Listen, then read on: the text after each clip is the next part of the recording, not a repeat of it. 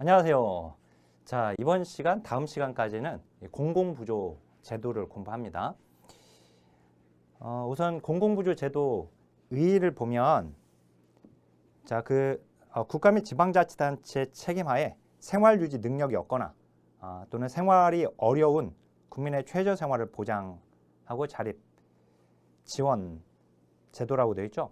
자, 이 공공부조 제도의 원리를 보면 생존권을 보장하려고 하는 겁니다. 그 다음 이제 국가 책임이죠.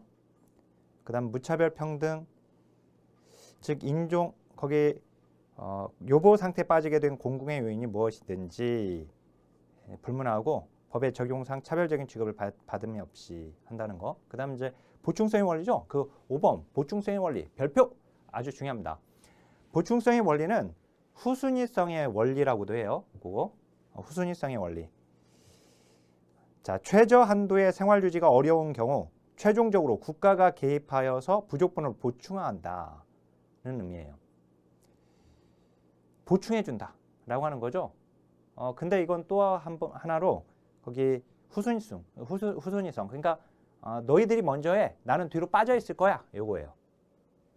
그래서 재산, 소득, 근로능력 등 활용의 원칙. 그러니까 네 재산과 네 소득과 네 근로능력을 사용해가지고 빈곤선으로 떨어지지 않도록 한번 버텨봐. 노력해.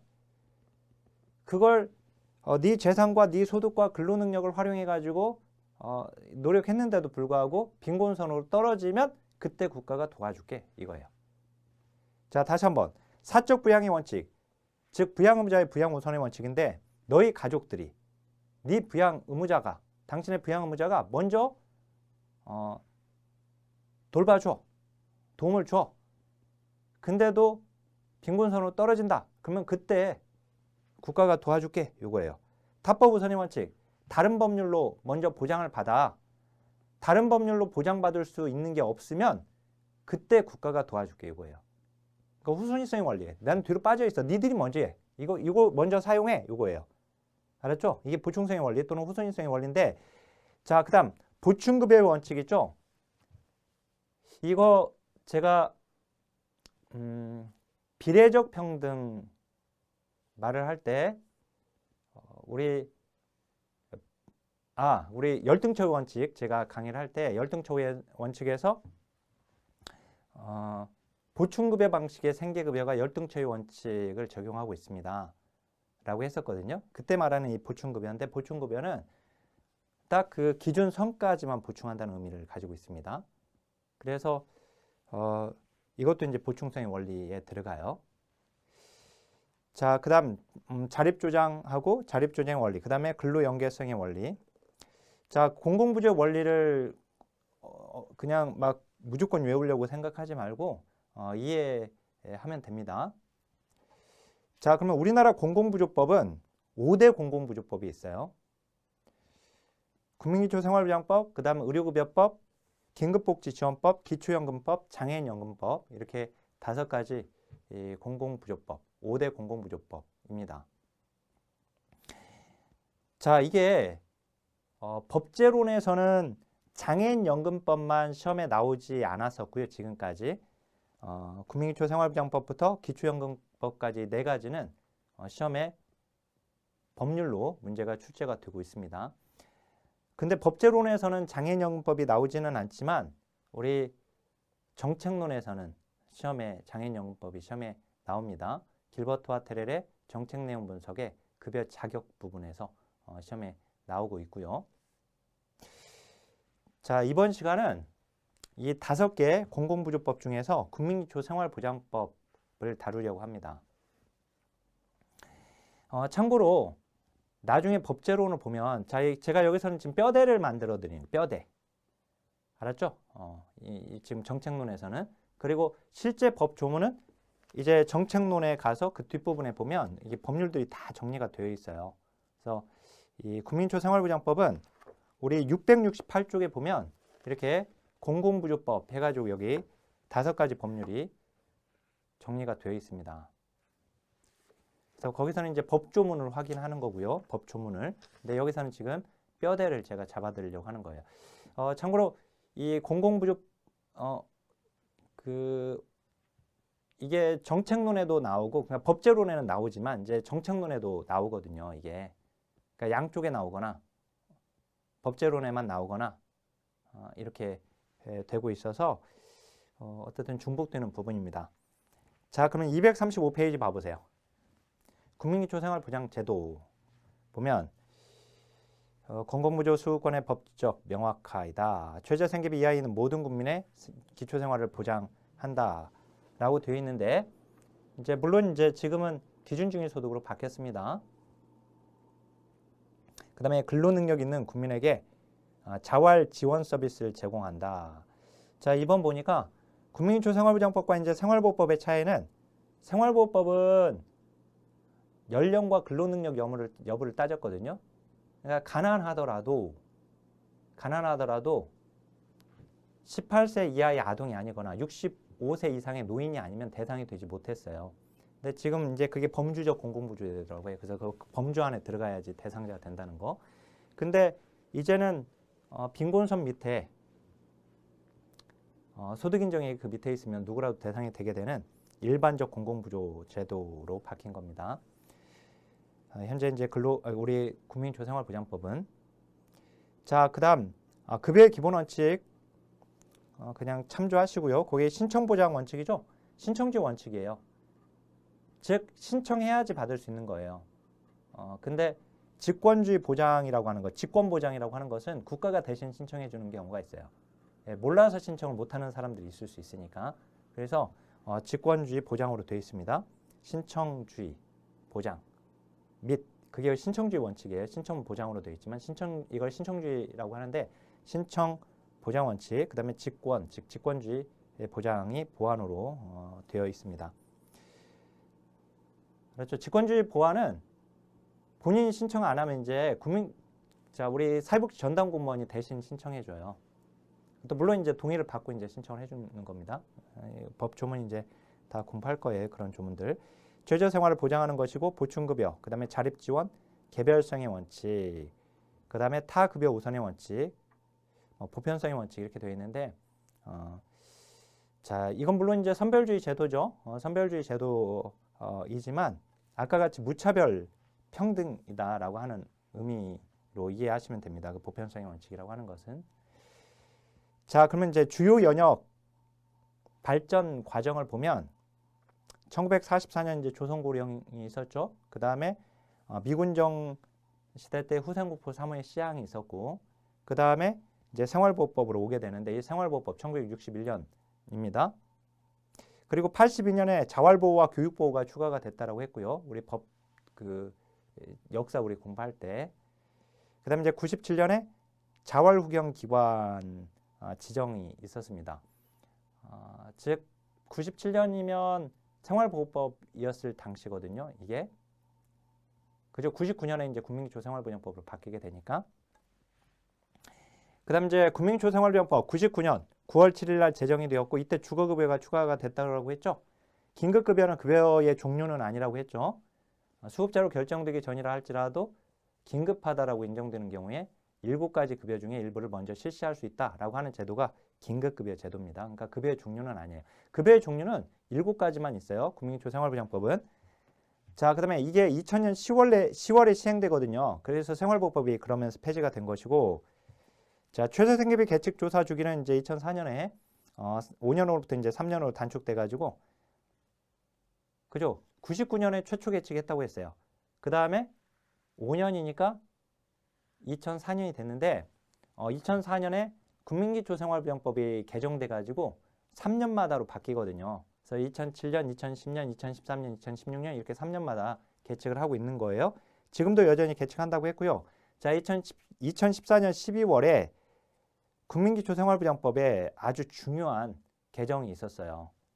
그게 바로 맞춤형 급여 체계로 바뀝니다. 그리고 이제 그게 2015년 7월 1일 날 시행됐다고 되어 있잖아요. 자, 이제 여기서부터 이제 본격적으로 공부를 해야 돼, 이제 우리가. 자.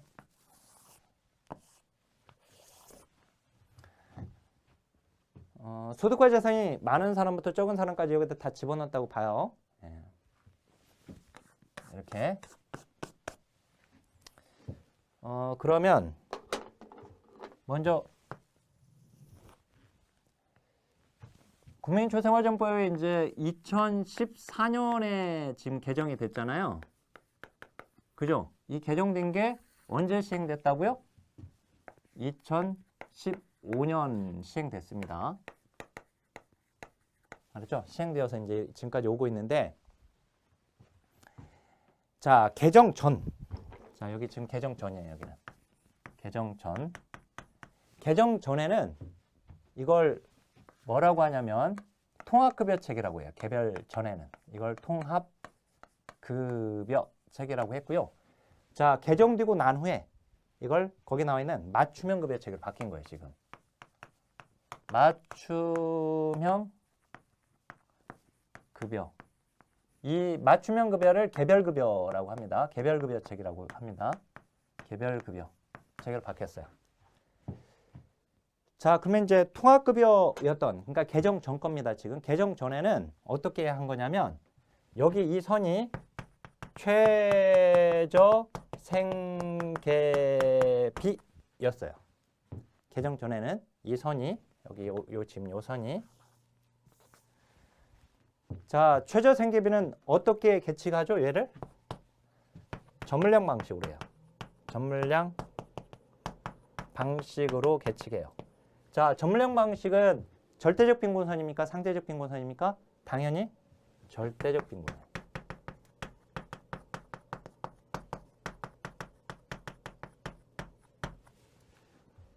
맞죠? 절대적 빈곤선의 최저 생계비. 그 이하에 소득 인정액이 있으면, 자, 이 이하에, 자, 여기 이하에 뭐가 있으면 소득 인정액이, 소득 인정액이 이 밑에 있으면 대상자가 되는 거예요. 자, 그러면 이 소득 인정액은 어떻게 계산하냐면, 소득 인정액은 계산 방식 어떻게 하냐면 개별 가구에, 자, 개별 가구에 소득을 먼저 조사해요. 그 개별 가구 구성원들의 소득을. 그래서 그게 바로 소득 평가액이에요. 알았죠? 소득을 조사하고 그 다음에 재산을 조사해요. 재산. 자, 그 재산을 자산이라고 합니다. 그래서 자, 이게 자산 조사가 되는 거죠. 그러니까 여기는 지금 소득 조사가 되는 거예요. 여기는 어쨌든 소득 평가액 플러스 재산에, 자, 여기는 이제 재산의 소득 환산액. 자, 재산을 소득으로 환산한 거예요. 그러니까 여기 소득이 되잖아요. 그러면 합산이 가능하겠죠. 그죠? 자, 그러면 여기 보면 여기 소득 평가액이 이게 소득 조사한 거예요, 지금. 알았죠? 그다음에 여기 재산의 소득 환산액이라고 되어 있는데 여기는 지금 자산 조사한 거예요. 그러니까 소득 조사와 자산 조사 모두 한 거예요, 지금. 그죠? 어떻든 소득 조사하고 자산 조사 해가지고 이걸 합했어요. 합한 게 소득 인정액이에요. 근데 그 소득 인정액이 최저 생계비 이하에 있으면, 자, 국민초생활보장법은 급여가 몇 가지 종류다? 7가지다. 그죠? 어떻게 배웠죠? 교, 생, 애. 자, 여기다 적을까요? 교생의 주장은 띵띵띵 하면 뭐 한다? 자해한다. 이렇게 외우세요. 자, 교육급여, 그 다음에 생계급여, 그 다음에 의료급여, 주거급여, 장체급여, 자활급여, 그 다음에 해상급여. 이렇게 7가지 급여예요. 알았죠? 7가지. 이 7가지 급여인데 7가지 급여를, 자, 이 통합급여 체계에서는 7가지 급여를 이 소득인정액이 최저생계비 이하에 있으면 7가지 급여를 다 줍니다. 올. 7가지 다 줘요. 근데 이 사람이 예를 들어서, 자, 여기 빈곤 수급자가 돈을 벌어서 여기서 조금이라도 벗어나잖아요. 빈곤선을 벗어났어. 그러면 잘라버려요. 그래서 이 최저생계비 위로 올라가게 되면 아무것도 안 줘요. 나싱이 되는 거예요. 그래서 이 통합급여 체계를 뭐라고 하냐면 all or nothing 이라고 하는 거예요. 다 주느냐, 아예 다 안 주느냐. 알았죠? 통합해서 그냥 다 주느냐, 아예 빈곤선 위에 올라가면 아예 안 줘버리는 거예요. 그러니까 여기서 빈곤선에 밑에 있었던 사람이 여기를 올라가면은 7가지 급여를 다 포기를 해야 돼요. 이렇게 되면. 그러니까 이 아래 머무르려고 하게 된단 말이에요. 완전히 여기서 벗어날 수 있으면 뭐 내가 무슨 찐빵을 하나 이렇게 만들어 가지고 맛있는 찐빵 만들어 가지고 팔았더니 너무 이게 사람들한테 인기가 있어 가지고 막 체인점도 만들면서 부자가 됐어. 돈을 많이 벌어. 그러면 이제 여기서 벗어나. 완전히 벗어나. 그러면 좋겠지만 열심히 노가다 하고 그 청소일 해가고 하면서 해도 식당 일을 해도 간신히 그냥 조금 여기 빈곤선이 조금 벗어날 수 있을 정도라고 한다면 7가지 급여를 포기해야 한단 말이에요. 그러니까 이 안에 머무르게 되려고 하는 이 탈수급이 안 되는 거예요. 벗어나지 못하는. 알았죠? 자, 그래서 이제 이게 2014년에 개정되면서 어떻게 바뀐 거냐면 여기 계단이 하나, 둘, 셋, 4개가 생겼어요. 계단이. 이렇게. 그래서 여기가 생계급여입니다. 맨 처음 여기가 생계급여. 그 다음 두 번째가 의료급여. 그렇죠? 그 다음에 참고로 우리 뒤에 나와요. 자, 236쪽 봐보세요. 236쪽 거기 그 제일 위에 있는 그림 있죠? 그거 가지고 지금 설명하는 겁니다. 그 다음에 여기 주거급여, 그 다음에 교육급여 이렇게. 자, 그래서 이제는 여기를 밟고 올라와라 라고 하는 거예요. 벗어나라. 그래서 이게 지금 탈수급 요인을 강화시키고 있는 겁니다. 빈곤선으로부터 벗어날 수 있게끔. 아셨죠? 자, 아까 이제 개정 전에는 최저생계비 절대적 빈곤선으로 했었는데 이제 개정되고 나서 어떻게 바뀌었냐면 개정되고 나서 이 여기 선이 각각의 여기 선들이 기준 중위소득으로 바뀌었습니다. 중위소득. 자, 근데 이 중위소득을 기준으로 하고 있기 때문에 이걸 기준 중위소득이라고 하는데요. 자, 이 기준 중위소득, 중위소득은 이거는 상대적 빈곤선이에요. 우리 지난 시간 공부했죠? 평균소득의 일정 비율, 중위소득의 일정 비율, 상대적 빈곤선을 측정하는 방식이 들어갔었죠? 그래서 이제 이건 상대적 빈곤선이에요. 알았죠? 그러니까 지금 여기 절대적 빈곤선으로 했던 것을 이제 상대적 빈곤선으로 바뀐 겁니다. 알았죠? 그러면 중위소득의 몇 프로냐? 몇 프로까지를 보게 되느냐? 생계급여는 여기가 지금 이제 32입니다. 32. 현재 32. 그 다음에 여기가 40. 자, 그 다음에 여기 교육급여가 50이에요. 그 다음 주거급여 48이라고 되어 있죠? 48. 원래 옛날에는 이제 생계급여가 30이어서 30, 40, 50 해놓고 얘만 이제 따로 이제 외웠으면 됐는데 이 생계급여가 이제 개정돼 가지고 2%가 올랐어요. 그래서 32%가 됐거든요. 기준 중위소득의 32%. 알았죠? 이렇게. 그래서 이제 30, 본래는 30, 40, 50. 여기 이제 주거급여만 이제 48을 별도로 외우면 되는데, 근데 여기가 올라서 지금 30이다. 그래서 32, 40, 48, 50 이렇게 외워야 돼요. 알았죠? 이번에 이제 이게 개정됐는데 지난 해에 개정된 게 시험에 나와버린 거예요, 바로. 물론 이제 법률 개정 특강에서 제가 이거 다뤄줬어요. 근데 법률 개정 사항에서 이번에 2문제가 나와버렸거든요. 지난해 법률 개정 사항에서. 그래서 우리 선생님들은 이제 그 시험을 앞두고 제가 법률 개정 특강을 해요. 그래서 그 개정 특강을 들으면서 개정사항을 최종적으로 점검하시면 됩니다. 걱정하지 않아도 돼요. 나중에 이제 연말 되면 막 자꾸 이제 인터넷상에 뭐 정부에서 내년에는 뭐 어떻게 한다 자꾸 그런 내용들이 나오거든요. 그러면 그걸 굳이 선생님들이 다 뭐 스크랩 해가지고 알 필요는 없고 저한테 맡겨놓고 있으면 제가 시험 직전에 다시 한번 개정사항 우리 지금 이 강의 진행되는 대로 그냥 공부를 해놓고 있으면 돼요.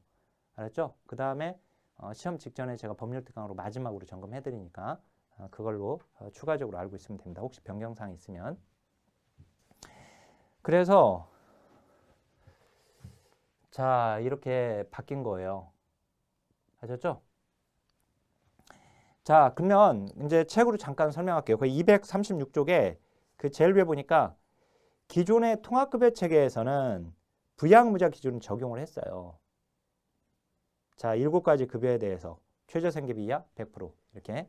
근데 맞춤형 급여, 즉 개별급여 체계로 바뀌고 나서 자, 거 보니까 이제 부양무자 기준을 적용하고 있는 것은 의료급여밖에 없습니다.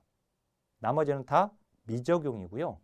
다만 생계급여의 경우에 보니까 예외 조항이 있긴 해요. 그 예외 조항이 그 밑에 당구장 표시의 두 번째 생계급여 2021년 10월 1일 이후 부양의무자 기준이 폐지가 되었는데 단 부양의무자가 연소득 1억 원 및 월소득 834만 원 그리고 일반 재산 9억 원을 초과하는 경우에 생계급여 대상에서 제외된다고 이렇게 되어 있죠. 그죠? 그렇지만 그 예외 조항이 있긴 하지만 어떻든 부양의무자 기준은 폐지됐습니다. 그래서 이제 부양의무자 기준을 적용하고 있는 것은 의료급여밖에 없는 거예요, 지금. 알았죠? 이 의료급여만 부양의무자 적용하고 있고 나머지는 부양의무자 적용하고 있지 않다. 반드시 알고 계시고요. 자, 그러면 거기 생계급여 쪽을 보면은요. 이렇게 되어 있어요. 중위소득 32% 이하라고 되어 있죠? 이게 무슨 말이에요? 중위소득 32% 여기 32% 이하의 소득 인정액이 있으면 대상자가 된다는 뜻이에요. 알았죠? 이 밑에 소득 인정액이 여기 말하는 지금 소득 인정액이 이 밑에 있으면 이 밑에 있으면 이 밑에 있으면 이 밑에 있으면 알았죠? 소득 인정액이 이 밑에 있으면 알았죠? 기준 중위 소득의 100분의 30 이하에 있으면 아니 32 이하 여기는 40 이하 48 이하 50 이하에 있으면 각각의 대상자가 된다는 것이고 그 다음에 거기 보면 이 생계급여 쪽은요. 여기서 여기까지는 7가지 급여를 다 받는 거예요. 7가지 급여를. 알았죠? 그러다가 이제 기준중위소득의 100분의 32를 넘어서 소득인정액이 넘어섰으면 생계급여는 안 줄 거 아니에요. 그러면 그죠? 생계급여 이제 선을 넘었으니까 그럼 몇 개 남았어요? 6개 남았죠. 그래서 여기서 생계급여와 의료급여 사이 여기서는 6개를 받는 거예요. 6개를. 자, 근데 의료급여 기준선을 또 넘었어. 그럼 의료급여 날라가겠죠. 그럼 몇 개 남았어? 5개 남았죠. 그래서 이제 여기 의료급여와 주거급여 사이에서는 몇 개를 받아요? 5개를 받는 거예요. 5개. 알았죠? 생계와 의료가 날라갔으니까. 자, 그러면 이제 주거급여선을 넘어섰어. 그럼 몇 개 받을까요? 몇 개를 받냐면 4개를 받는 게 아니라 2개만 받습니다. 그래서 마지막 보니까 2개는 뭐예요? 교육급여와 자활급여. 알았죠?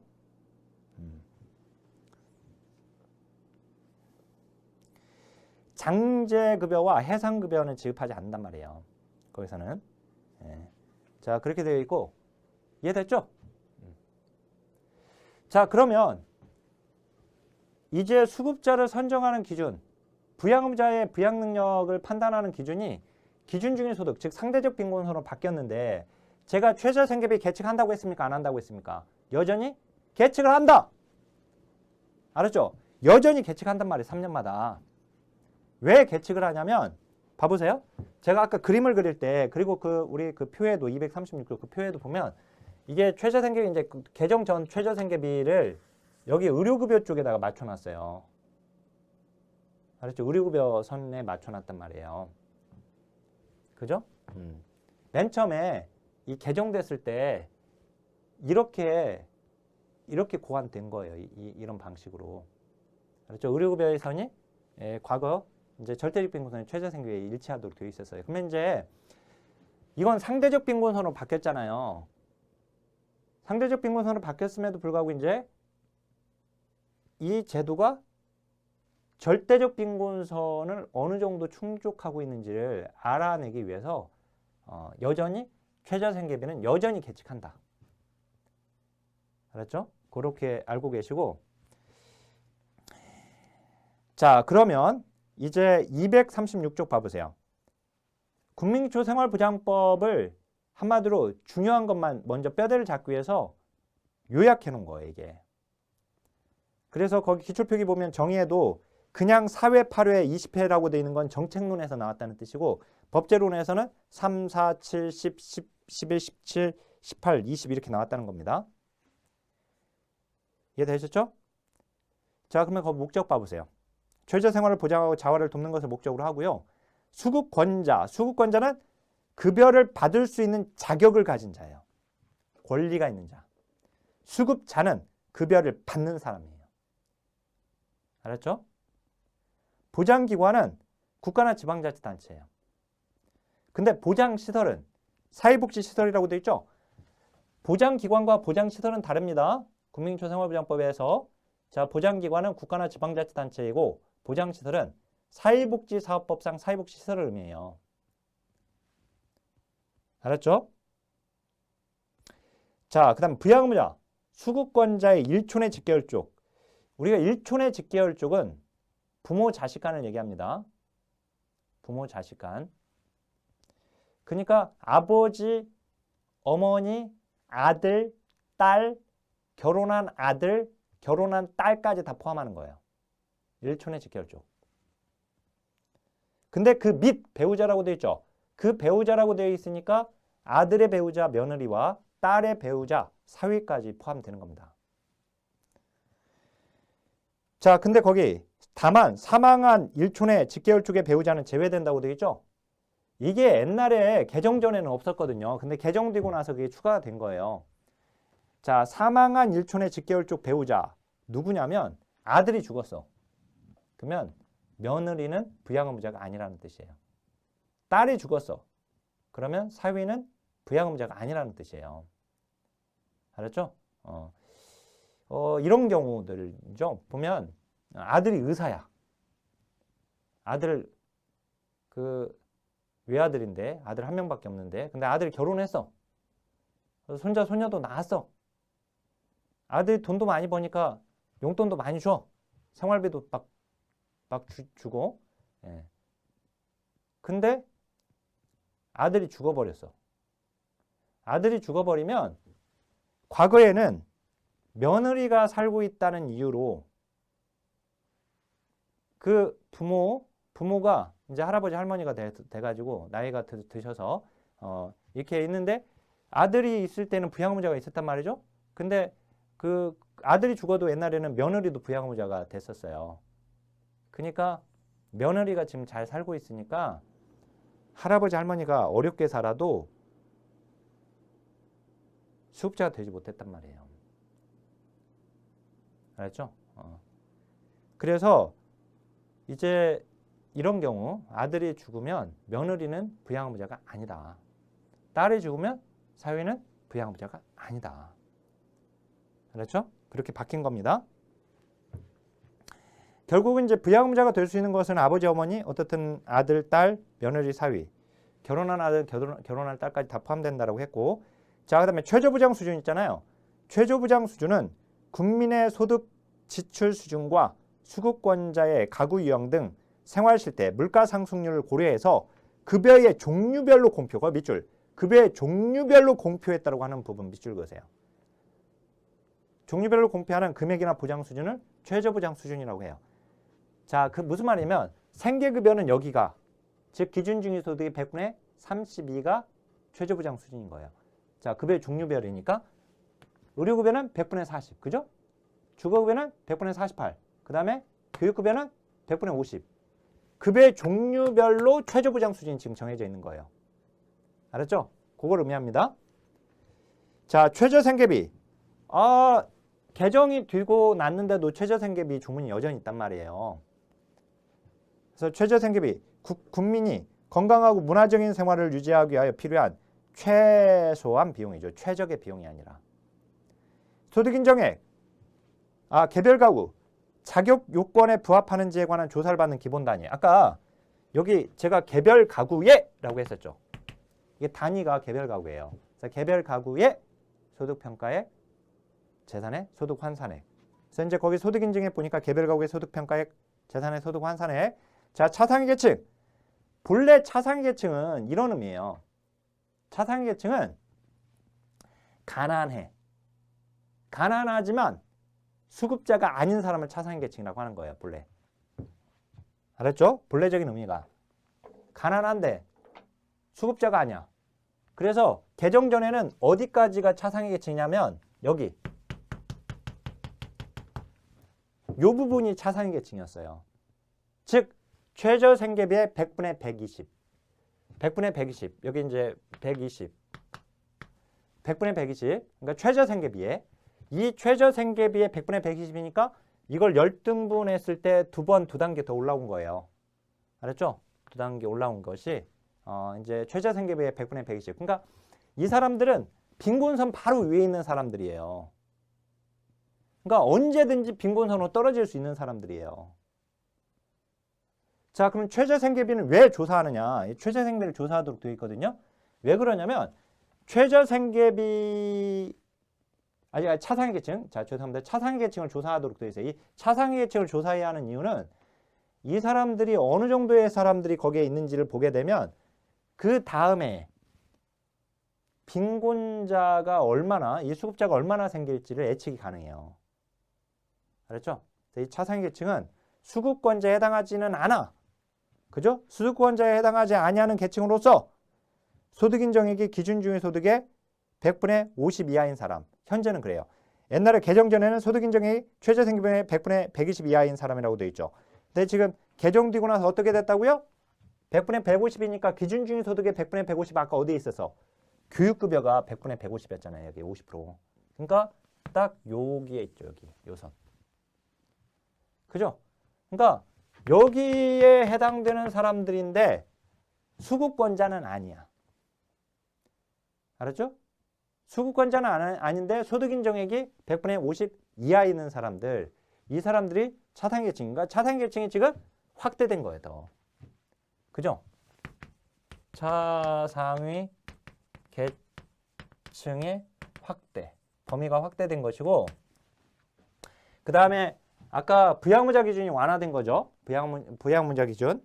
아까 다만 그것도 추가가 됐다고 했고, 아까 사망한 일초 내 직계혈축 배우자는 제외된다라고 하는 게 추가되었고, 그 다음 이제 이 생계급여가 또 부양무자 기준에서 이게 또 이제 이게 폐지가 됐거든요. 알았죠? 그래서 이제 부양무자 기준은 완화된 거예요. 지금 계속해서 완화되어 가고 있는 겁니다. 자, 그러면 기준 중위 소득은 뭐냐? 중앙생활보장위원회의 심의 의결을 거쳐 고시하는 국민 가구 소득의 중위값. 전국의 모든 가구를 소득의 크기 순으로 이렇게 나열해 놓고 딱 가운데 있는 가구의 소득이 중위소득이라고 했습니다. 만약에 99가구라고 한다면 99가구를 소득이 적은 사람부터 많은 사람으로 이렇게 줄을 세워놓고 딱 가운데 있는 사람은 50번째겠죠. 그러면 50번째 있는 가구의 소득, 그게 바로 중위소득이 되는 거예요. 자, 그러면 이제 급여의 기본 원칙인데 보충생 원칙은 제가 한번 설명했죠. 실제 237쪽 제일 외 법률 조문인데 그거는 법률 조문 제가 옮겨놨습니다. 거기다가 제가 아까 말씀드렸지만 이게 지금 뒤쪽에 국민기초생활보장법 조문에 다 들어가 있어요. 나와요. 뒤에 보면. 알았죠? 미리 궁금하면 그냥 여기 지금 수업 받은 다음에 한번 조문을 살펴봐도 되고 굳이 그냥 보지 않아도 돼요. 나중에 법제로 나갈 때 제가 이제 조문 봐드리면 그때 보셔도 됩니다. 근데 237쪽 제일 외 이 법에 따른 급여는 수급자가 자신의 생활의 유지 향상을 위하여 그의 소득과 재산과 근로능력을 활용하라고 되어 있잖아요. 그죠? 활용하여 최대한 노력을 할 것을 전제로 이를 보충 발전시키는 것을 기본 원칙으로 한다.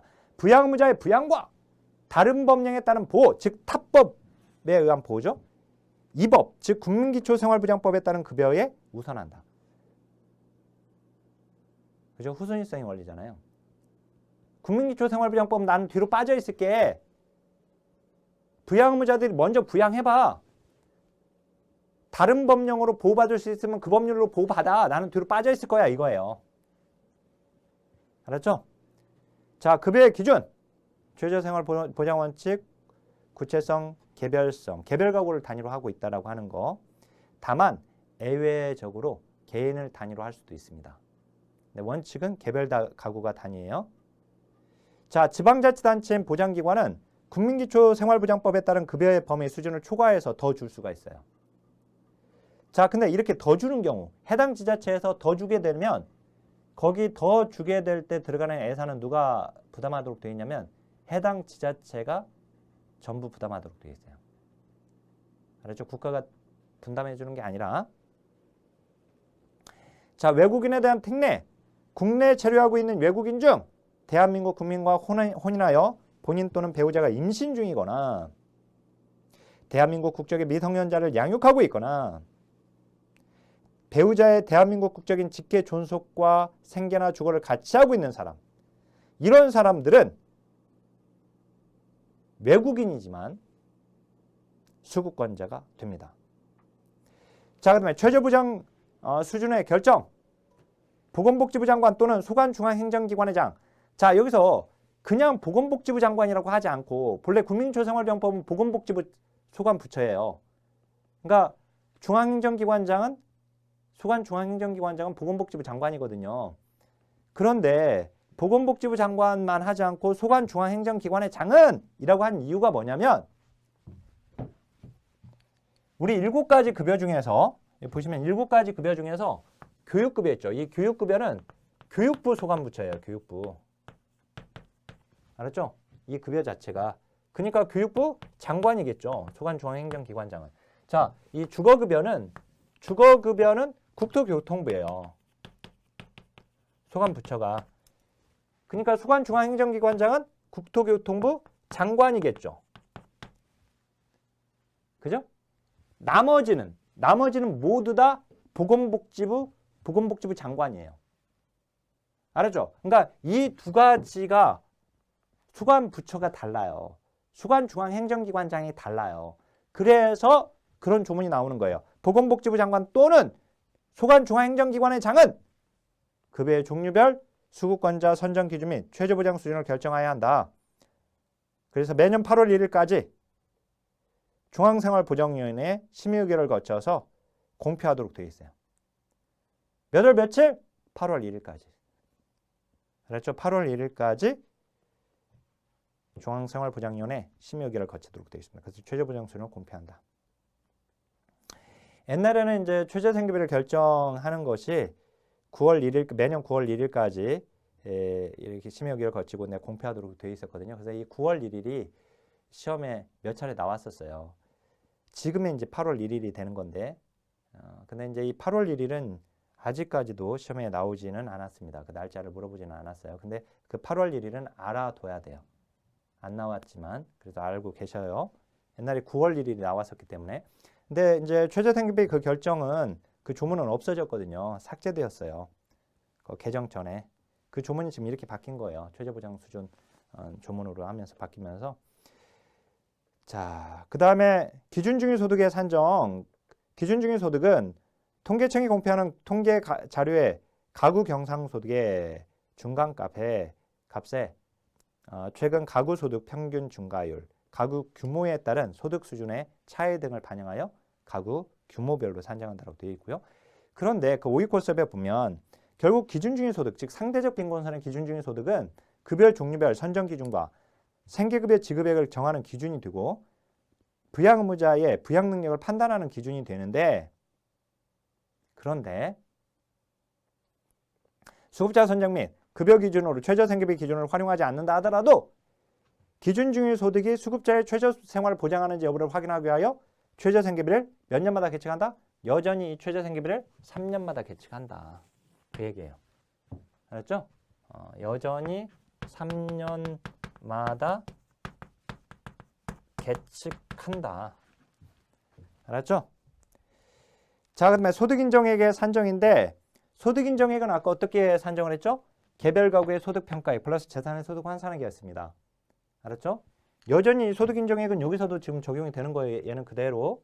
알았죠? 요거 소득인정액 산정은 여기서도 그대로 적용되는 거예요. 자, 그러면 소득평가액을 먼저 소득 조사하는 거예요. 소득. 그 다음에 이제 재산 조사하는 건데, 그러면 소득평가액을 조사할 때 이 소득에 들어가는 것이 바로 근사재예요. 근로소득, 사업소득, 재산소득, 이전소득인데, 그 다음에 재산을 계산할 때에는 238쪽 제일 왜 재산 계산할 때 일반재산, 금융재산, 자동차를 가지고 합니다. 알았죠? 자, 근데 거기 5위 코스업에 보니까 소득의 범위 좀 더 상세한 조문 넣어놨는데, 시행령 제5조에 있는 조문을 넣어놨는데, 우리 시험에 소득평가액을 산정할 때 이 소득의 범위에 들어가지 않는 것을 고르시오 라고 하는 문제가 15회 시험에서 나온 적이 있습니다. 그래서 그 238쪽 제일 아래 동그라미 2번 제1항에도 불구하고 다음 각 호의 금품은 소득으로 보지 아니한다. 그거 보니까 퇴직금, 현상금, 보상금, 근로장려금, 자녀장려금, 보육료, 학자금 이런 거 들어가 있죠. 우리 시험에 퇴직금을 집어넣었어요. 퇴직금은 소득으로 산정하지 않는다. 알았죠? 자, 동일한 방식으로 239페이지에 그러면 재산의 범위에 들어가지 않는 거. 재산에 들어가지 않는 범위에서 보면 이제 뭐 그 일반 재산 중에 가목에 보면 다만 종중재산이나 마을 공동재산 그 밖에 이에 준하는 공동의 목적으로 사용하는 재산이 제외된다라고 돼 있잖아요. 뭐 그거 우리가 뭐 나오면 당연히 이게 재산의 범위에 들어가지 않는다는 걸 알 수가 있는데, 라에 보면 장애인 재활보조기구 등 보건복지부 장관이 정하는 동사는 제외된다라고 하는 거. 그거하고 쭉 내려와서 거기 지방세법에 따른 자동차에 보면 장애인 사용 자동차는 제외한다라고 돼 있어요. 그렇죠? 동일하게 제외되는 게 뭐냐, 포함되지 않는 거 이렇게 물어본다면 그거 좀 기억하면 되겠고, 그 다음에 이제 급여의 종류와 방법이 있습니다. 생계급여부터 보면 생계급여는 뭐예요? 의복이나 음식물, 연료비와 그 밖에 일상생활에 기본적으로 필요한 금품을 지급하는 것이니까 현금도 되고 물품, 현물도 되는 것이죠. 그죠? 근데 선정 기준을 보니까 기준 중위 소득의 100분의 30 이상으로 잡도록 되어 있거든요. 자, 여기서가 이제 중요해요. 자, 여기서 이해를 잘 해야 돼요. 아까 32라면서요. 그죠? 근데 국민기초생활보장법에서는 이렇게 되어 있는 거예요. 선정 기준을 잡을 때 기준 중위 소득의 100분의 30 이상으로 잡아 이렇게 되는 거예요. 그러니까 여기 보면 아까 여기 30 이상으로 잡아. 그죠? 30 이상으로 잡아. 그러면 30 이상으로 잡으면 이렇게 되는 거예요. 여기 지금 아까 30이라고 했는데 여기 30 이상으로 잡아 라는 거예요. 알았죠? 국민기초생활보장법의 조문에는 기준중위소득의, 그러니까 생계급여의 기준중위소득의 선정 기준은 100분의 30 이상으로 잡으라고 되어 있습니다. 자, 그게 부양무자 제도는 미적용이 되는 것이고, 자, 급여의 기본 원칙 봐보세요. 현금급여 원칙입니다. 우선 정기급여 원칙에 매월 20일 정기적으로 지급한다고 되어 있는데, 우리 시험에 이제 상반기, 하반기 나누어 지급한다. 또는 분기별로 지급한다. 이렇게 바꿔서 시험에 나왔었습니다. 그렇지 않고 정기 매월 지급합니다. 직접 지급하고 있고 차등급여 원칙이겠죠. 당연히. 왜? 차등 지급이에요? 왜냐면 소득인정액이 요만큼이면 이만큼은 채워주고, 소득인정액이 어디에 있느냐에 따라서 채워지는 게 다를 거 아니에요. 그죠? 그 기준선까지 채워주는 것이. 그러니까 차등지급이지. 이해됐죠? 자, 그 다음에 주거급여 원칙이에요. 이때 말하는 주거급여 원칙은 자신의 주거지가 있어야지 준다는 뜻이에요. 알았죠? 우리 급여의 종류의 주거급여를 얘기하는 게 아니라 생계급여에서 주거급여의 원칙이라고 하는 것은 주거지가 있어야지 지급해요. 주거지를 기준으로. 근데 주거지가 없네. 그런 경우는 보장시설이나 타인의 가정에 위탁한 경우에 실시된다. 위탁 실시 가능하다. 자, 자활사업에 참가할 조건으로 지급을 해주는 사람들. 바로 조건부 수급자예요. 우리 지역사회복지론에서 잠깐 봤었죠, 이거. 자, 생계급여는 수급자의 소득 인정액 등을 고려해 차등 지급할 수 있다. 그럼 맞는 거예요. 자, 다시 한번 제가 굳이 뒤를 안 봐도 되는데 아까 그 밑에 제가 8조 거기에 넣어놨죠. 현재 그 국민초생활보장법 제8조에 2항의 마지막 보면 100분의 30 이상으로 되어 있단 말이에요. 이거는. 근데 실질적으로 고시에서는 32로 정하고 있고, 알죠? 법으로는 30 이상으로 정하라고 되어 있고, 알았죠? 자, 주거급여는 주거 안정에 필요한 임차료, 유지수선비 등을 지급하는 것을 주거급여라고 합니다. 근데 우리 시험에 주택 매입비 뭐 이런 식으로 해가 매입비는 주지 않아요.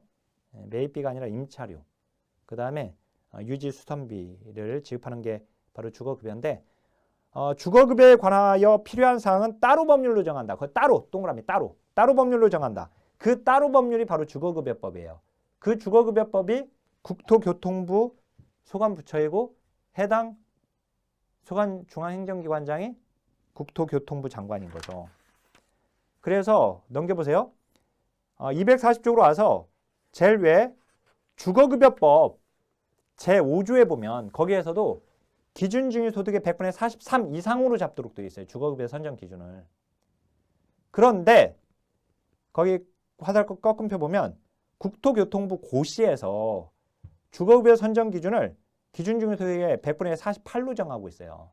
그래서 얘도 주거급여도 마찬가지로 본래는 100분의 43 이상으로 정하도록 되어 있지만 고시에서 48로 정하고 있단 말이에요. 매년 얘는 1년씩 늘어났거든요. 48. 그렇죠. 그래서 100분의 48, 즉 40%, 기준중위소득의 48% 이하의 소득인정액이 있으면 대상자가 된다. 주거급여의 대상자가 되는 거죠. 부양자 제도 미적용이고, 자, 그다음에 의료급여. 수급자에게 건강한 생활을 유지하게 하는 데 필요한 각종 검사, 치료 등을 지급하는 것인데 얘는 기준중위소득의 100분의 40 이상으로 잡도록 되어 있습니다. 그리고 현재 100분의 40이에요. 그래서 얘는 거기 이제 의료급여 선정 기준은 기준중위소득의 100분의 50 이상으로 한다면 틀리는 거죠. 100분의 40 이상으로 하는 거예요. 그리고 현재는 100분의 40인 것이고, 따라서 의료급여 수급권자가 되기 위해서는 소득인정액이 기준중위소득의 100분의 40 이하에 있을 때 대상자가 되는 것이다. 여기서 지금 이하라는 말도 쓰고 이상이라는 말도 쓰니까 헷갈릴 수 있는데 전혀 헷갈릴 게 아닙니다. 지금 법에서는 이상으로 정하도록 되어 있어요. 이상, 그 이상. 알았죠? 법으로는 국민기초생활보장법이나 여기 아까 주거급여법에 이렇게 선정 기준을 정할 때, 근데 실질적으로는 이제 실제는 의료급여, 그러니까 생계급여는 이제 고시에서 보건복지부 고시에서 이제 32% 정하고 있는 것이고, 그다음 이제 의료급여는 40으로 그대로 정해져 있고, 그다음에 주거급여는 48이고 교육비는 50이다. 이렇게. 알았죠? 그러니까 30 이상으로 정하다고 했는데 지금 32니까요. 내년에 또 33으로 바뀔 수도 있고, 내년에 31로 떨어질 수도 있고, 다시 30으로 갈 수도 있고, 그럴 수는 있죠. 어쨌든 30 이상으로만 잡도록 돼 있으니까. 근데 30 이하로는 떨어질 수 없죠. 선정 기준선을 29로 정하거나 그럴 수는 없잖아요. 30 이상으로 잡도록 돼 있으니까. 그죠? 그리고 이제 32로 정해놨으니까 32 이하의 소득 인정액이 있으면 대상자가 된단 말이에요. 이해됐죠? 자, 여기를 질문을 많이 해요. 그래서 제가 지금 아주 열심히 지금 설명했는데 이상이 뭐고 이하가 뭐냐 헷갈린다. 지금 앞에 설명한 거 다시 들으세요. 구간 반복해가지고. 자, 교육급여는 입학금이나 수업료, 학용품비 등을 지급하는 것인데 교육부 장관 소관 부처이고요. 그 다음에 100분의 50 이상으로 잡도록 되어 있지만 현재는 100분의 50이다. 그래서 이제 법으로는 100분의 50 이상으로 선정기준을 정하도록 되어 있고, 자, 해상급여는 조산, 분만 전후 조치 보호, 장제급여는 장제 조치입니다. 장래에 해당되는 거죠. 그 다음에 자활급여는 수급자의 자활을 돕기 위하여 급여를 실시한다. 자, 이 차상위자에게 지급되지 않는 게 두 가지가 있어요. 차상위자에게 지급되지 않는 것이 뭐냐면 여기 생계급여와 여기 있는 이 생계급여와 그 다음에 해상급여, 생계급여와 해상급여는 이 두 가지는 차상위자에게 지급하지 않습니다. 그래서 거기 안기법 밑에 보니까 차상위 계층에 속하는 사람에 대한 급여는 보장기관이 차상위자의 가구별 생활 여건을 고려해서 예산의 범위 내에서 이 7조 1항 제2호부터 4호까지 그 말은 이제 주거급여, 의료급여, 교육급여를 얘기하고 6호, 7호에 따른 급여 전부 또는 일부를 실시할 수 있다는 것인데 이것에 지금 빠지는 것이 그러면 해상급여와 생계급여와 해상급여가 빠져요. 그래서 이제 결국은 해상급여, 생계급여와 해상급여는 차상위 계층에게 지급하지 않는다는 뜻이에요. 그게 지금. 자, 그 다음에 그 5위 콜섭에 보면 결국 수급자 선정 기준은 부양의무자 기준이 여전히 적용되고 있는 게 의료급여가 있기 때문에 여전히 적용되고 있는 거고, 그 다음 이제 소득인정액을 지금 따지고 있는 거죠. 그 두 가지가 제일 중요해요. 근데 거기에 부양의무자 제도를 적용하고 있는 것은 의료급여 수급자만 이제 부양의무자 제도가 적용되고 있고 나머지는 적용되지 않고 있고, 그 아래 이제 소득인정액 좀 더 상세한 그 산출 방식 들어가 있지만 그거는 그냥 있어 보이기 위해서 적어 놓은 거다 생각하고 제외 알지 못해도 상관없습니다. 열심히 나오는 건 아니니까. 자, 241쪽 봐보세요. 제일 위에 부양 능력입니다. 부양 능력 이제 중요한데 부양 능력이 없는 경우와 부양을 받을 수 없는 경우 이게 중요해요. 물론 이제 부양의무자 여부를 따지는 게 이제 의료급여에서 지금 따지고 있는데요. 본래는 이제 부양의무자가 있으면 안 돼요. 의료급여. 부양의무자 기준을 적용하고 있는 건 지금 의료급여만 지금 적용하고 있으니까. 그러면은 일단은 그 아까 이 기준 중위 소득의 100분의 40 이하의 소득 인정액이 있으면 돼요. 그죠? 근데 있어도 그 밑에 있는데 부양의무자를 이제 보는 거예요. 부양의무자가 부양의무자가 있어도 되는 경우에 이제 이게 원래 이제 부양의무자가 있으면 안 되는데 의료급여의 경우에 자 부양 능력이 없거나 그러니까 부양의무자가 있는데 부양 능력이 없어. 자 부양의무자가 있는데 부양을 받을 수 없어. 이런 경우는 수급권자가 된단 말이에요. 알았죠? 이런 경우는 자 부양의무자가 있는데 부양 능력이 없어. 부양의무자가 또는 그 부양의무자로부터 부양을 받을 수 없어. 자 그러면 부양 능력이 없는 경우와 부양을 받을 수 없는 경우 이걸 구분해서 알아야 돼요. 부양 능력이 없는 경우는 거기 기준중위 소득 수준을 고려해서 대통령령으로 정하는 소득 재산 기준 미만인 경우라고 되어 있죠. 이건 뭐냐면 부양 의무자가 있는데 아들이 있는데 아들이 수급자야. 이런 경우에 부양 능력이 없는 경우죠. 그죠? 또는 거기 중증장애인의 직계비속을 자신의 주거에서 부양하고 있는 경우. 그죠? 자 그러면 부양을 받을 수 없는 경우. 부양을 받을 수 없는 경우는 징집되거나 이주하거나 교도소에 들어갔거나 그거 보니까 실종 선고됐거나 보장시설의 급여를 받고 있는 경우나 가출 행방불명 7번 보니까 부양의무자가 부양을 기피하거나 거부하는 경우 이 경우도 부양을 받을 수 없는 경우로 봐서 대상자가 된단 말이에요. 부양의무자가 있어도. 자 이제 우리 나중에 이제 구상권 공부할 텐데요. 우리 코로나19 때문에 이 구상권이라고 하는 게 많이 나왔었죠. 그죠? 자 여기 보장기관 보상권이라고 하는 구상권이라고 하는 것은 보장기관이 있어요. 자 이 갑이라고 하는 어르신이 있어요. 홀몸 노인이 힘들게 살아. 힘들게 사는데 보장기관에서 이 어르신을 보니까 힘들게 사는데 그런데 아들이 살고 있네. 근데 아들이 잘 살아. 아들이 잘 살고 있는 거예요. 근데 이 아들이 아버지인 이 갑이라고 하는 어르신 이분한테 재산을 물려받았어. 이 아버지가 이 갑이라고 하는 아버지가 나쁜 아버지가 아니었어요. 뭐 예를 들어서 맨날 엄마 아빠 때리고 막 애들 때리고 술 마시고 막 폭력 행사하고 막 그래서 내 아버지라고 볼 수도 없는 사람이다. 이렇게 아예 연을 끊은 사람이 아니라 자 이 갑이 재산을 지금 물려줬어. 아들한테. 근데 아들이 재산을 물려받고 나서 부양을 기피해.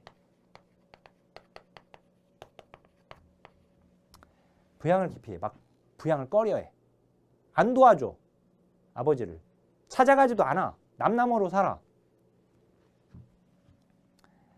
그러면 자, 부장기관에서는 이 부양을 기피하잖아요, 이 아들이. 그러면 이 어르신을 수급자로 인정해 줍니다.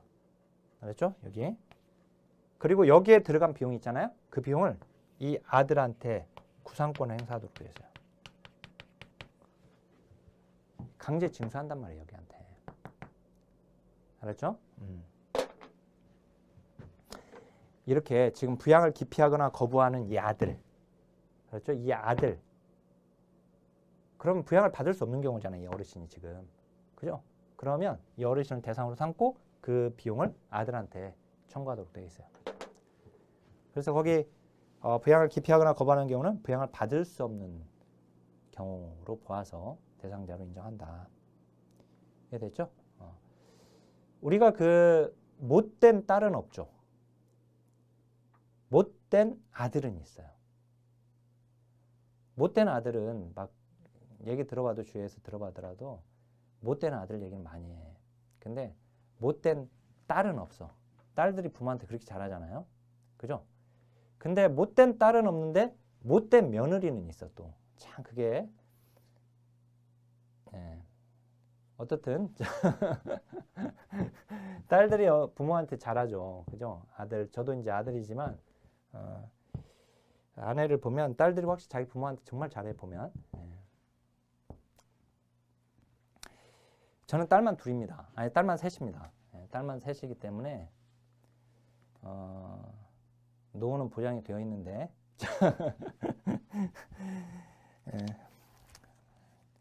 그냥 한 얘기입니다. 근데 어떻든 여기 보면 이런 경우가 그러니까 아버지가 뭐 이렇게 아주 나쁜 아버지도 아니었는데 재산 물려주고 나서 아예 그냥 모르는 척하고 살아버린 그런 사람이 있었어요. 있어서 그것도 저희 친척 중에 있어가지고 아버지가 한번 저한테 얘기한 적이 있어서 자, 그거 보면 이제 그 241쪽 한번 봐볼게요. 거기에서 보면 자활지원이죠. 자활지원 보면 한국자활복지개발원. 옛날에는 중앙자활센터라고 했었어요. 근데 지금은 한국자활복지개발원으로 바뀌었다라고 하는 명칭이. 그래서 이제 옛날에는 중앙, 그 다음에 광역, 지역자활센터 이렇게 있었거든요. 근데 광역자활센터와 지역자활센터는 그대로 명칭 그대로고 중앙자활센터가 얘가 한국자활복지개발원으로 이렇게 바뀌어 있다는 명칭이 바뀌어 있고요. 한국자활복지개발원은 서울에 하나 있습니다. 그 다음 이제 광역자활센터는 얘는 시도마다 있는 것이고, 그 다음에 시도에 있는 것이고, 그 다음 이제 그 지역자활센터는 시군구에 있는 것인데, 그거 보면 이제 광역과 우리가 광역은 현재 몇 개다라고 하는 거 지역사회복지론에서 공부했었죠. 근데 이제 광역자활센터, 지역자활센터 보면 사회복지법인, 사회적 협동조합 및 비영리법인과 단체를 법인 등의 신청을 받아서 지정하도록 되어 있어요. 보건복지부에서. 자, 다음 보장기관 봐보세요. 가래.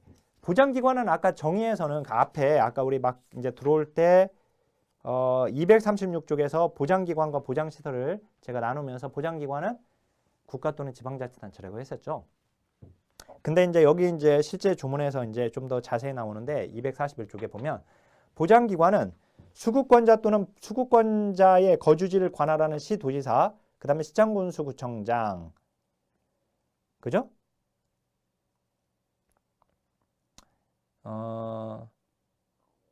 그러면서 그 가로에 보면은 교육급여인 경우에는 시도교육감이라고 이렇게 되어 있어요.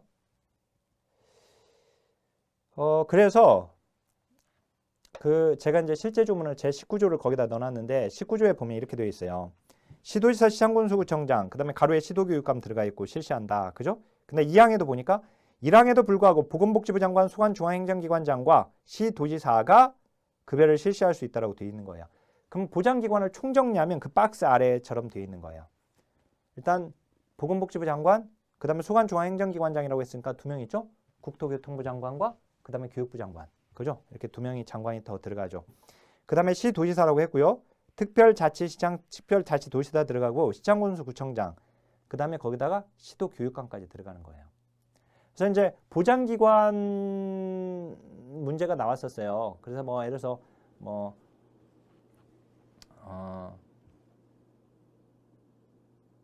가령 뭐 인천 광역시 그 시장, 또는 이제 전라남도 도지사 또는 뭐 예를 들어서 그 울산 광역시 뭐 시도 교육감 뭐 이런 시 광역시 교육감 뭐 이런 식으로 막 해가 지역 명칭 해가지고 이렇게 나왔었어요. 교육감 보장기관 문제가. 그러니까 보장기관은 어떻든 수관중앙행정기관장 이 3명 들어가 있고 보건복지부 장관하고 이 2명까지 장관이 3명 들어가 있고 그 다음에 시도교육감 들어가야 하고 그 다음에 이제 시도지사 그 다음에 이제 시장군수 구청장까지 이렇게 들어간다고 하는 거 이게 이제 보장기관입니다. 넘겨보면 자 생활보장요원회가 있어요. 생활보장요원회는 보건복지부와 시군구에 둡니다. 근데 보건복지부에 두는 생활보장위원회를 중앙생활보장위원회라고 해요. 그래서 거기 중앙생활보장위원회에서 심의의결하는 기구예요. 거기 심의의결까지 한다는 사실 그게 굉장히 중요해요. 근데 심의의결을 하고 거기서 위원장이 보건복지부 장관이고요. 위원은 16명 이내의 위원으로 되어 있습니다. 자, 그러면 기초생활보장 계획의 수립 평가했죠? 자, 참고로 우리가 이제 앞으로 그 법률 중에서 기본계획으로 끝나는 것들은 다 5년마다예요. 그런데 기본계획으로 끝나는데 5년이 아니라 이렇게 3년마다 수립하는 것이 얘밖에 없어요. 이거밖에. 그래서 이걸 알고 있어야지 돼요. 기초생활보장 기본계획은 3년마다 소관별로 수립한다. 그래서 보건복지부 장관에게 제출한다고 되어 있고 그 다음에 이제 거기 이미 시험에 그건 나온 거고 그 다음에 보건복지부 장관은 수급권자, 수급자, 차상계층 등 규모 생활 실태 파악, 최저 생계비 계측 등을 위하여 3년마다 실태 조사를 실시 공표한다고 되어 있네요. 3년마다. 거기 최저 생계비 계측이 들어가 있으니까 어차피 최저 생계비가 3년마다 한다고 했잖아요. 그래서 그거 기억해서 실태 조사 3년마다 실태 조사 실시 공표한다. 알고 계시고 자, 급여 신청. 수급권자만 신청이 가능한 게 아니라 수급권자와 그 친족, 그 밖의 관계인도 특별자치도시사 시장 군수구청장에게 수급권자에 대한 급여를 신청할 수 있다. 이걸 신청주의 원칙이라고 하는 거예요. 그러니까 원칙 자체는 신청해야지 받을 수 있는 거예요. 그런데 거기 사회복지 전담 공무원이 급여를 직권으로 신청 가능하다. 그거 직권주의 보완이라고 하는 거예요. 알았죠? 아니 그러면 직권주의 원칙으로 해버리면 되는 거지. 왜 신청주의 원칙이라고 해놨냐. 직권주의 원칙이면 안 돼요. 왜? 직권주의는 만약에 그게 원칙이라면 국가가 딱 직권으로 딱딱딱 결정해가지고 그냥 끝내버리는 거예요. 그냥. 신청주의 원칙이 돼줘야 하는 거예요. 당연히. 신청한 사람은 누구나 받을 수 있게끔. 물론 이제 신청하면 이제 조사를 하죠. 거기에 이제 자기기권에 들어가면 대상을 삼아야 하는 거예요. 신청했을 때 다 누구나. 알았죠? 그리고 혹시 모르고 신청 못하는 사람이 있을 수 있으니까 직권으로 보완하는 거예요. 직권주의로. 이해됐죠? 자, 차상위계층에 대한 조사. 다음 연도 이 법에 따른 급여가 필요할 것으로 예측되는 수급권자의 규모를 알기 위해서 조사하는 것이고 조사 대상자의 동의가 필요합니다. 당연히. 조사하려면. 자, 그 다음에 급여의 결정, 급여 신청일로부터 30일 이내에 이내에 하도록 되어 있고 수급자 가구별로 자활지원 계획을 수립한다라고 되어 있고요. 긴급급여제도 이게 추가됐다고 했잖아요. 국민기초생활보장법 제정 당시에. 근데 이건 급여의 종류가 아니라 거 보면 긴급하다로 필요한다고 인정될 때 7조 1항. 7조 1항이 바로 7가지 급여예요. 이 7조 1항에 규정되어 있는 거거든요. 이게. 그러니까 그 7가지 급여의 일부를 실시할 수 있다고 하는 것이 긴급급여제도이고 긴급급여고 급여의 변경. 수급자의 소득재산 근로능력 등이 변동된 경우에 직권으로 변경할 수 있다고 하는 거. 그 다음에 거기 보장비용 부담 구분인데 제가 지방자치단체는에서 이 법의 그 급여 범위보다 더 급여 수준보다 더 범위 수준을 초과해서 급여를 실시할 수 있다고 했었죠. 근데 실시할 때 거기에 들어가는 초과 보장 비용은 해당 지자체에서 전부 부담하는 겁니다. 자, 243조. 거기 권리구제는 이건 법제론에서 권리구제에서 한꺼번에 끝낼 거예요. 알았죠? 여기서 개별적으로 따로따로 공부하는 것보다 거기서 모아놓고 아예 공부해버리는 것이 더 쉽기 때문에 권리구제는 거기서 할 거고 아직은 몰라도 돼요. 알았죠? 그 다음 이제 소멸시효. 얼마 안 남았어요. 이제 우리 이제 행정론을 지나고 법제론으로 가야죠. 어쨌든 이제 법제론을 할 거니까 잠깐 참으세요. 그거는. 그 다음 이제 소멸시효 5년으로 되어 있습니다. 자, 여기까지 먼저 어떻든 권리구제 소멸시효는 우리 뒤에 법제론에서 공부할 거예요. 그럼에도 지금 이렇게 얘기했는데도 불구하고 도대체 어디서 배우냐 그러면 이렇게 또 생각할 수 있기 때문에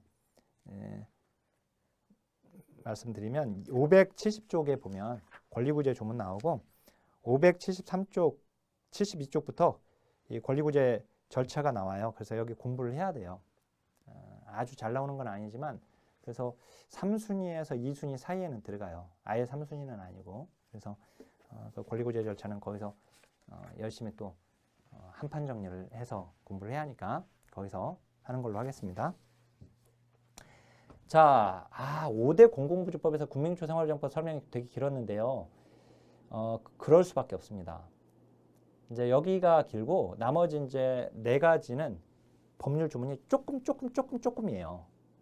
국민기초생활정법 조문이 제일 많고 5대 공공부주법에서는 알았죠? 그래서 이제 여기서 시간을 많이 할애했고 이제 다음 시간에 남아있는 거 모두 한꺼번에 다 정리하겠습니다. 자, 강의 마치겠습니다. 하나, 둘, 셋!